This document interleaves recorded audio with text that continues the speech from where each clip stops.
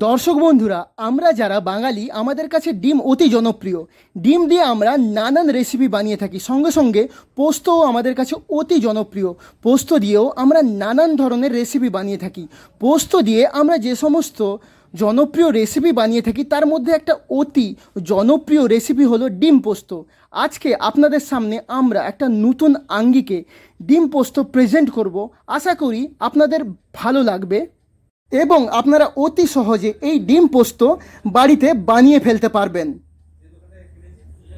তবে চলুন যাই দেখে নিই আজকের রেসিপি।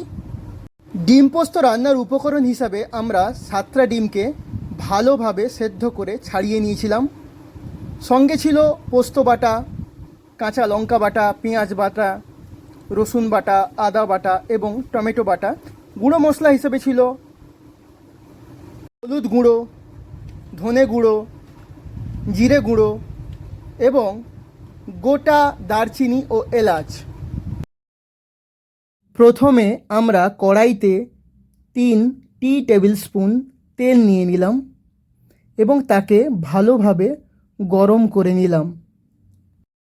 ডিমের গায়ে আমরা পরিমাণ মতন হলুদ এবং লবণ মাখিয়ে নিয়েছিলাম এবং ডিমগুলোকে ছুরি দিয়ে ছোট ছোট করে চিড়ে নিয়েছিলাম যাতে তেল না ছিটকায় এবং ডিমের মধ্যে লবণ, হলুদ ও অন্যান্য মশলা ভালোভাবে প্রবেশ করতে পারে।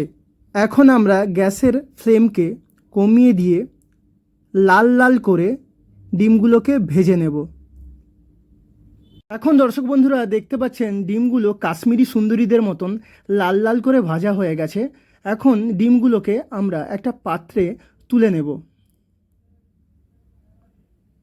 এবারে ওই ডিম ভাজা তেলের সঙ্গে সামান্য পরিমাণ তেল নিয়ে নেব এবং তাতে মিশিয়ে দেব দারচিনি এবং এলাচ। এটা তরকারিতে একটা আলাদা ফ্লেভার অ্যাড করবে। এবারে আমরা কড়াইতে নিয়ে নেব 1 টেবিল স্পুন মতো রসুন বাটা এবং এই রসুন বাটাকে আমরা ভালোভাবে ভেজে নেব যাতে রসুনের কাঁচা গন্ধ না থেকে যায়। এরপর আমরা কড়াইতে নিয়ে নেব 1 টেবিল স্পুন আদা বাটা এবং এই আদা বাটাকে আমরা ভালোভাবে নেড়ে চেড়ে খুন্তি দিয়ে ভেজে নেব। আমাদের লক্ষ্য রাখতে হবে যাতে আদার কাঁচা গন্ধ না থেকে যায়। এরপর আমরা কড়াইতে নিয়ে নেব পেঁয়াজ বাটা। আমরা পেঁয়াজ বাটা নেব 3 টেবিল স্পুন এবং এই পেঁয়াজকে আমরা ভালোভাবে ভেজে নেব। এখন আপনারা দেখতে পাচ্ছেন মশলা ভাজা চলছে। আমরা ভালোভাবে মশলাকে ভেজে নিচ্ছি। এখন আমরা কড়াইতে নিয়ে নেব 3 টেবিল স্পুন টমেটো বাটা এবং এই টমেটো বাটাকে আমরা ভাজা মশলার সঙ্গে ভালোভাবে মিশিয়ে দেব এবং মশলাগুলোকে আমরা আবার ভালো করে ভেজে নেব। এখন মশলা ভাজা চলছে। পর আমরা মশলার সঙ্গে মিশিয়ে দেব পরিমাণ মতন জিরে গুঁড়ো, মিশিয়ে দেব পরিমাণ মতন ধনে গুঁড়ো এবং মিশিয়ে দেব পরিমাণ মতন হলুদ গুঁড়ো।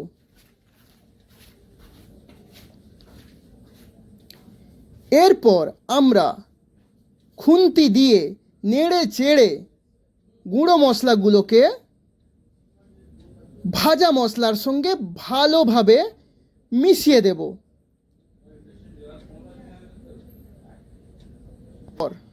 আমরা মশলা কষার জন্য কড়াইতে নিয়ে নেব সামান্য পরিমাণ জল। তারপর আমরা খুন্তি দিয়ে জলের সঙ্গে মশলাগুলোকে ভালোভাবে মিশিয়ে দেব এবং মশলাকে ভালোভাবে কষে নেব। মশলার কালারটা দেখতে পাচ্ছেন দারুণ হয়েছে এবং মশলা থেকে একটা আলাদা ডেলিশিয়াস স্মেল আসছিল। আমার তো দারুণ লাগছিল। এরপর আমরা ওই কষা মশলার মধ্যে মিশিয়ে দেব 4 চা চামচ মতো পোস্ত বাটা। এখন আমরা মশলার মধ্যে পোস্ত বাটা দিচ্ছি দর্শক বন্ধুরা। এরপর আমরা কড়াইতে দিয়ে দেব পরিমাণ মতন লবণ। দেখতে পাচ্ছেন আমরা পরিমাণ মতন লবণ কড়াইতে দিয়ে দিচ্ছি।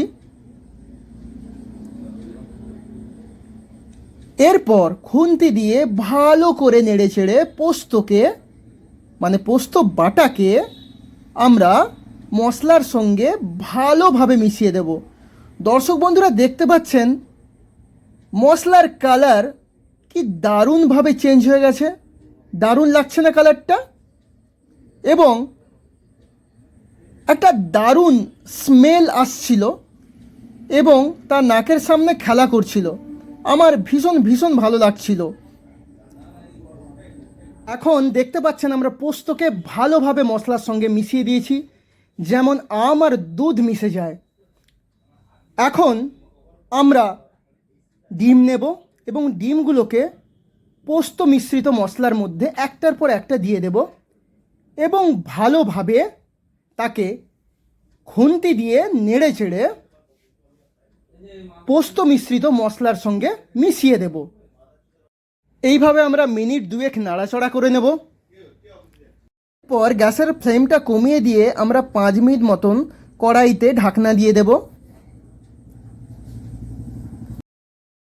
দর্শক বন্ধুরা এখন দেখতে পাচ্ছেন ডিম পোস্ত পুরোপুরি প্রস্তুত। কি মাখো মাখো হয়েছে ডিম পোস্ত, তাই না? যেরকম এই ডিম পোস্তের কালার হয়েছে সেরকম ডিম পোস্ত থেকে একটা ডেলিশিয়াস স্মেল আসছিল, যা পেটের খিদেকে বহুগুণ বাড়িয়ে দিচ্ছিল। আপনারাও আপনাদের বাড়িতে আমাদের দেখানো প্রসেস অনুযায়ী অতি সহজে ডিমের পোস্ত রান্না করে ফেলতে পারেন এবং জমিয়ে রুটি কিংবা ভাতের সঙ্গে এই ডিম পোস্ত আপনারা খেতে পারেন। আমাদের আজকের এই রেসিপি যদি আপনাদের ভালো লেগে থাকে দর্শক বন্ধু, তাহলে অতি অবশ্যই আমাদের চ্যানেলটিকে সাবস্ক্রাইব করুন, ভিডিওটিতে লাইক করুন, কমেন্ট করুন এবং আমাদের এই রান্নার ভিডিওটি শেয়ার করে দিন।